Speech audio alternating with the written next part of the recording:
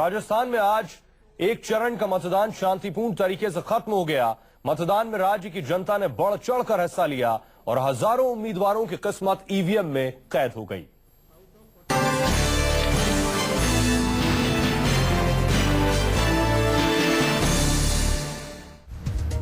राजस्थान के चुनावी रण में उतरे 2096 उम्मीदवारों की किस्मत ईवीएम में बंद हो चुकी है। राजस्थान में मतदान का काम शांतिपूर्ण ढंग से खत्म हो गया। राज्य में एक चरण में मतदान के लिए सुबह 8 बजे से पोलिंग बूथों पर वोटरों की लाइन लगनी शुरू हो गई। आम जनता के साथ सूबे के मुख्यमंत्री अशोक गहलोत ने भी सुबह सुबह अपने परिवार के साथ वोट डाला और राजस्थान की सत्ता में दोबारा काबिज होने का दावा किया। मैंने पहले भी कहा कि भारी बहुमत से कांग्रेस विजय होगी और जो माहौल आप देख रहे हो यहाँ पर भी वही माहौल ऐसा ही है। पूरे प्रदेश में आपको ऐसे ही माहौल दिखेगा, ये मैं दावे के साथ कह सकता हूँ।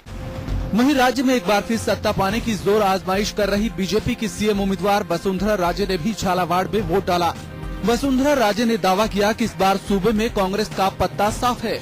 लोगों का मूड अच्छा है, सब लोग चाह रहे हैं, बहुत दिन से चाह रहे हैं कि उनको ये मौका मिले कि वो जितने जल्दी कांग्रेस को हटा सकें। ये मौका आप सबको मिला है। यू कैन सी अब माहौल है और सब लोग अपना वोट डालेंगे। उनका वोट है विकास का वोट और ये आपको देखने को मिलेगा आज।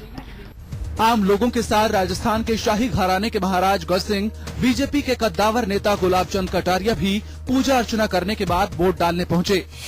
और यहाँ पर इस बार एक खास बटन भी है, NOTA, none of the above, उनमें से कोई भी नहीं।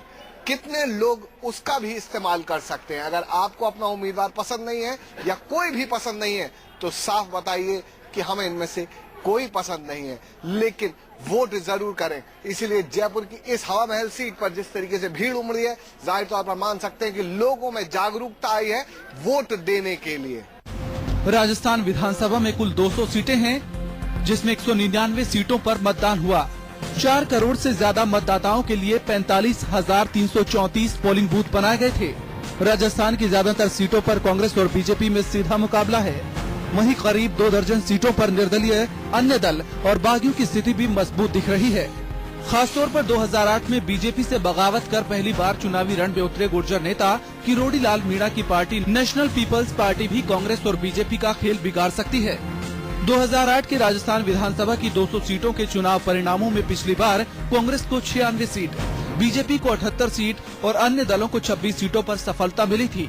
अब देखना ये है कि 2013 में राजस्थान की जनता वसुंधरा राजे के नेतृत्व में एक बार फिर से बीजेपी को मौका देती है या फिर दोबारा गहलोत सरकार को सत्ता की चाबी सौंपती है। धीरज भटनागर, न्यूज 24, जयपुर। और आइए अब आपको इलेक्शन बस की सवारी कराते हैं। न्यूज 24 के संवाददाता ने दिल्ली की बसों में कांग्रेस और बीजेपी नेताओं के साथ सवारी की और जनता की परेशानियों का भी जायजा लिया।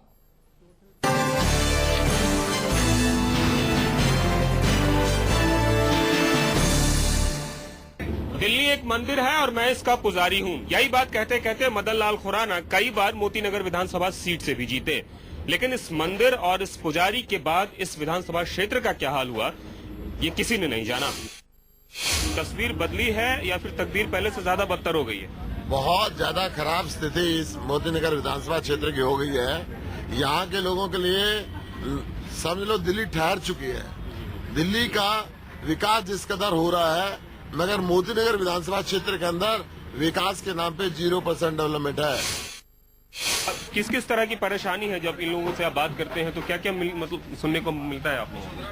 हमारे एरिया में थोड़ा सा ये लोकल एरिया है, कई बार बस की भी प्रॉब्लम हो जाती है, टाइम टेबल की भी प्रॉब्लम है। वो चीज भी हम देख रहे हैं कि लोग जो बस में चलते हैं भाई उनको क्या समस्या है। पूरे क्षेत्र में पानी की भारी किल्लत है और आप जिस बस में बैठे हैं हम भी इसमें सफर कर रहे हैं और इस समय हम जा रहे हैं अपने क्षेत्र की ओर। ये डीटीसी की खटारा बस है जो कहीं भी नहीं चलती है और जरूरी भी नहीं है कि ये बस हमें हमारे स्थान तक पहुंचा दे। सर मैं ड्यूटी करता हूँ और रात के टाइम में मैं आता हूँ, साइकिल से अपलोड करता हूँ मैं छतरपुर से यहाँ तक। तो मैं डर के मारे में इसलिए नहीं आना पड़ता क्योंकि आगे गौसार रोड पर रात को लाइट ही नहीं होती है। आने की परेशानी है, सीवर बढ़ जाते हैं, सड़कें टूटी पड़ी है, सड़कें टूटी पड़ी हमारी, बड़े बूढ़ी गिर जाती हैं बेचारियाँ, उनके हाथ पैर टूट जाते हैं, पानी नहीं आता, सीवर भरे रहते हैं हमेशा। देखिए, हम लोग ये चाहते हैं कि डेवलपमेंट हो, कुछ तो नया हो। हर जगह सारी जगह चेंजेस आ चुके हैं, बट मोती नगर में ऐसा कुछ भी चेंज देखने को नहीं मिला।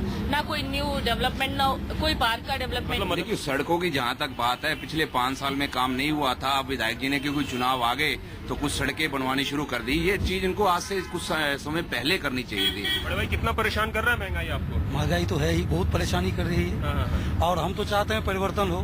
बड़ी प्रॉब्लम है बस की, जो टाइम पे नहीं आती, और जो सर्विस करते हैं लोग, कॉलेज भी जाते हैं, स्कूल भी जाते हैं, उन्हें बहुत ज्यादा प्रॉब्लम होती है बस की वजह से। काफी रिक्वेस्ट भी किया इन नेताओं से, लेकिन कोई सुधार नहीं है।